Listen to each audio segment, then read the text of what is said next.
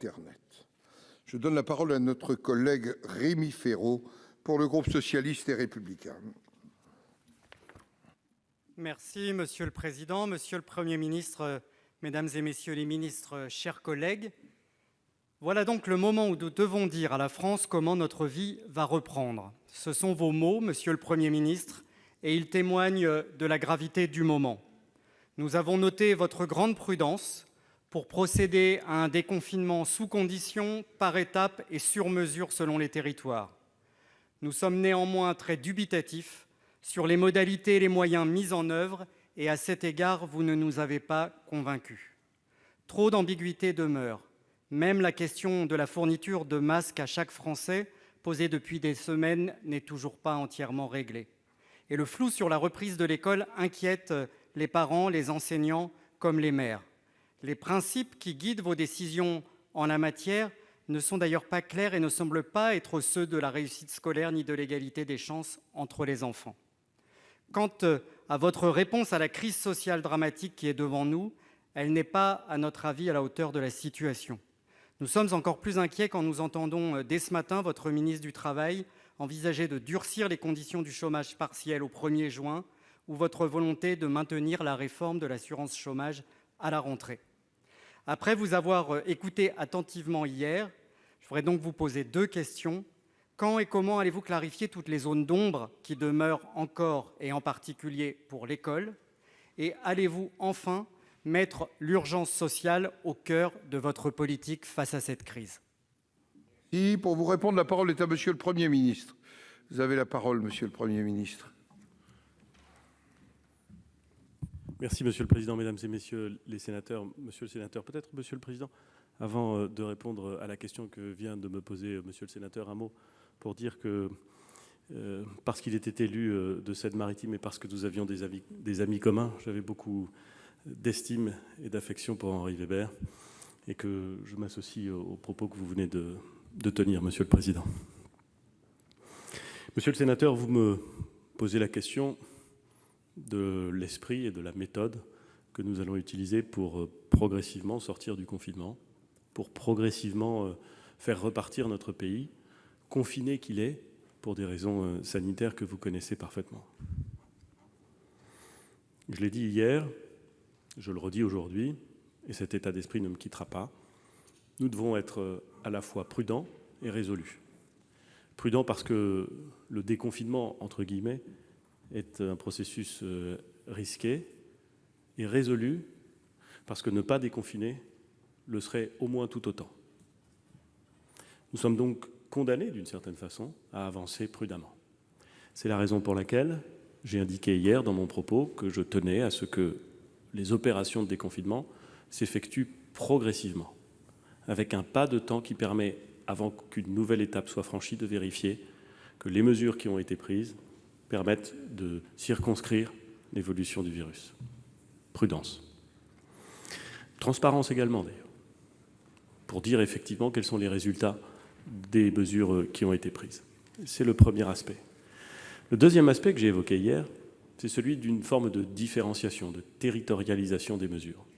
Pour une raison qui m'apparaît évidente et qui, j'en suis certain, l'est tout autant dans votre esprit. Vous évoquez la question des écoles. J'ai indiqué hier quelle était la volonté du gouvernement.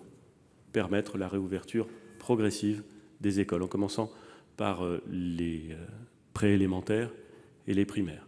Puis plus tard, dans les zones où cela est possible, les collèges. Et on verra à partir de début juin, le 31 mai pour le 2 juin, ce qu'il en est s'agissant des lycées. Je connais un petit peu quand même le territoire dans lequel vous avez été élu. Je connais bien le territoire dans lequel j'ai été moi-même élu. Je connais assez bien les écoles de la ville dont j'ai été le maire.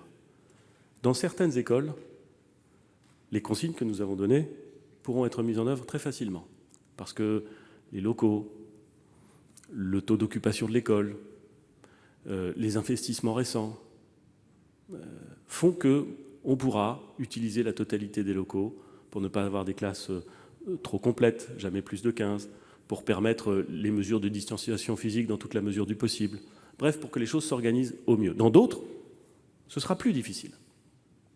C'est la raison pour laquelle nous avons plaidé pour cette différenciation, pour faire en sorte que, s'agissant des écoles, dans le cadre d'une doctrine générale, les maires, les directeurs d'école, les représentants de l'État puissent entamer ce dialogue en confiance et trouver les meilleures solutions pour que l'école reprenne. On peut ne pas être d'accord, monsieur le sénateur, sur la nécessité que l'école reprenne. Mais je vous le dis tout de go, nous voulons que l'école reprenne. Nous voulons que les enfants retrouvent le chemin de l'école.